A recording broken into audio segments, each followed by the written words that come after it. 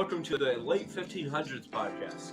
I am Isaac Allen, age 15, and I am interviewing Johannes Kepler, age 58. I've been interested to meet you, Johannes, because of the great things I've heard from others, from reading a bit about you in Welcome to the Universe by J. Richard Gott and Neil deGrasse Tyson, which was written to represent subjects relating to astrophysics, astronomy, and some mathematics. I was curious to know more about your perspective on the messages and ideas in the book.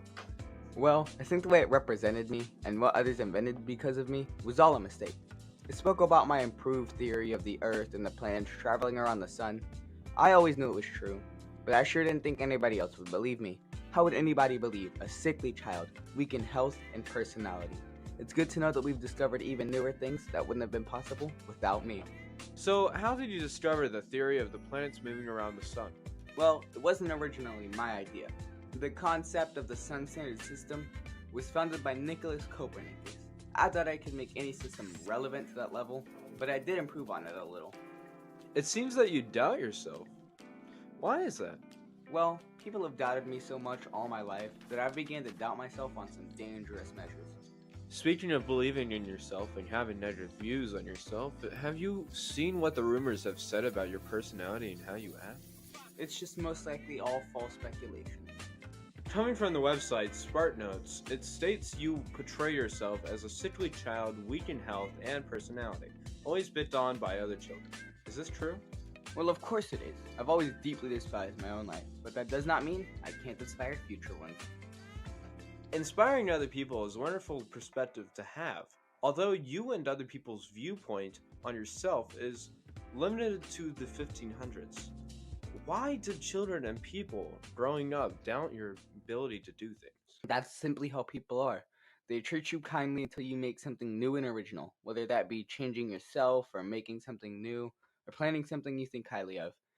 They judged me like they will do to you and future generations after. By they, I mean people, because people judge. Everyone judges. I judge myself and my doubt. That doesn't necessarily make us a bad person, but it just makes us ignorant. I couldn't agree more, and I can't believe we fall so low because of our doubts and judgments.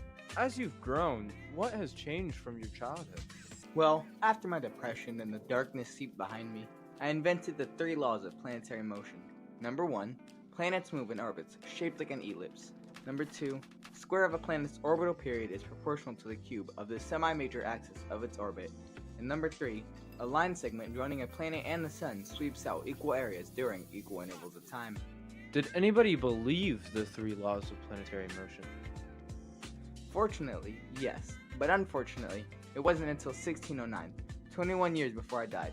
But at least people believed me. You may think 21 years is plenty time to celebrate, but in the middle of the 16th century, people finally had a sun-centered system, but I wasn't allowed to see the victory. Interesting. It must hurt to have completed all this work and others take most of the credit. I'm fine with it, because people do appreciate my work, and I still get credit. But I am just now realizing how many other scientists might be getting ignored currently for some outlandish idea, but hey, that's life.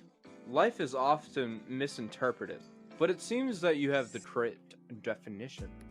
I heard a tell from Space.com that you formulated eyeglasses for near and far-sighted eyes. Is this accurate? No. Oh. Well, it has been a pleasure speaking with you, Johannes Kepler, in this Q&A. Yeah, I really enjoyed the atmosphere for this podcast, and I hope to be in future ones. Thank you for having me. Well, I mean, I think the atmosphere was a bit off, but I'll see you in the next installment of the 1500s podcast with Johannes Kepler.